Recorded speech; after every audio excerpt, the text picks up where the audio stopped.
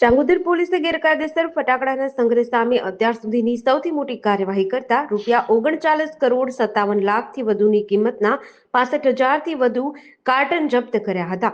વિશ્વસનીય બાતમીના આધારે ચાંગોદર પોલીસે મોડાસર ગામ નજીક આવેલા અંબિકા ટ્રેડર લિંકના 2 ગોડાઉન પર દરોડો પાડ્યો હતો। તપાસ દરમિયાન બંને ગોડાઉનમાં 65,954 કાર્ટન ગેરકાયદેસર ફટાકડાનો વિશાળ જથ્થો મળ્યો હતો। પોલીસ તપાસમાં વધુ એક ગંભીર બાબત સામે આવી છે। ગોડાઉનમાં ફાયર સેફટીની વ્યવસ્થા અત્યંત અપૂરતી હતી। પાણીના સ્પ્રિંકલર ન હતા, જ્યારે ગોડાઉનની બહારના શેડમાં પણ ફટાકડાનો જથ્થો રાખ્યો હતો।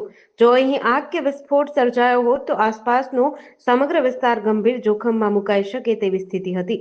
આ મામલે 2 નામજોગ આરોપીઓ સામે ભારતીય ન્યાય સંહિતા અને વિસ્ફોટક અધિનિયમ હેઠળ ગુનો નોંધવામાં આવ્યો છે।